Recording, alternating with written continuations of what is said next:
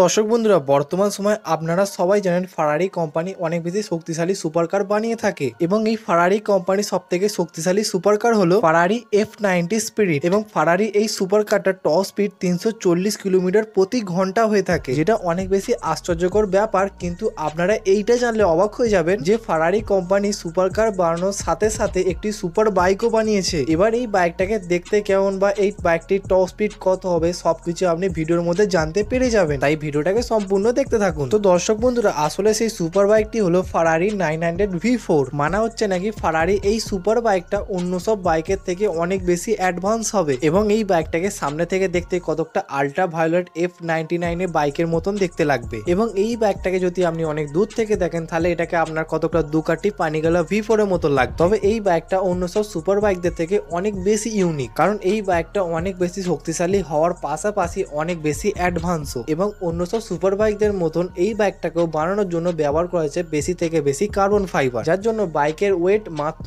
172 KG রয়ে গেছে এবং এই বাইকটার মধ্যে ব্যবহার করা হচ্ছে 900 সিসির 4 সিলিন্ডার লিকুইড কুলিং ইঞ্জিন, যেটা বেশিরভাগ ক্ষেত্রে আপনি G900 G800 এর মধ্যে দেখতে পেয়ে যাবেন। তবে আপনাদেরকে বলে রাখি, কাওয়াসাকি G900 থেকে এই বাইকটা অনেক বেশি পাওয়ারফুল। এই বাইকটা আপনাকে 105 HP এর পাশাপাশি 8800 RPM ও জেনারেট করে দেয়। এটা শুনতে আপনাদের অনেকটা কম মনে হচ্ছে, তাই তো? এবং এটা শোনার পর আপনারও মনে হতে পারে যে বাইকটা পুরো বেকারই হবে। তবে আপনাদেরকে বলে রাখি, বাইকটাকে বেকার ভাবার ভুল আপনারা একদম করবেন না, কারণ এই বাইকটার টপ স্পিড হলো 262 কিলোমিটার প্রতি ঘন্টা। সেখানে আপনি যদি G900 টপ স্পিড দেখেন তাহলে আপনি পাবেন 255 কিলোমিটার প্রতি ঘন্টা এবং ফারারির এই বাইকটার টপ স্পিড হলো 262 কিলোমিটার প্রতি ঘন্টা। মানে এই বাইকটা আরামসে G900 কে হারিয়ে দিল। তো এবার জেনে নিই বাইকটাকে এত অ্যাডভান্স কেন আমি বলছি। এবং এই গতিশীল দানবটাকে আটকাবার জন্য বাইকের মধ্যে পিছন দিকে একটি ডিস এবং সামনের দিকে ডুয়েল ডিসের কম্বিনেশন দেয়া আছে এবং এই ডিসের মধ্যে লাগানো আছে অনেক বেশি পাওয়ারফুল ব্রেক, যাতে বাইক কমন পাওয়ার সাথে সাথে বাইক যাতে দাঁড়িয়ে যায়। তবে এই বাইকটা আপনার রেডিওরও কাজ করবে। কি শুনতে অনেকটা অদ্ভুত লাগছে না যে বাইকটা রেডিও কিভাবে কাজ করবে? মানে বাইকটার মধ্যে আপনি ওয়েদার রিপোর্টে সবকিছু ইনফরমেশন পেয়ে যাবেন, যাতে আপনি বাইকটা নিয়ে বেরোন আর বৃষ্টি চলে আসে এরকম যাতে না হয়। এবং ফারারি কোম্পানি এই বাইকটাকে একটু বেশি অ্যাডভান্স করার চক্করে বাইকের মধ্যে তো পুরো কম্পিউটারই লাগিয়ে দিয়েছে। মানে বাইকের মধ্যে যদি আপনার কোনো সেটিংস চেঞ্জ করতে হয় তাহলে বাইকের মধ্যে দেওয়া আছে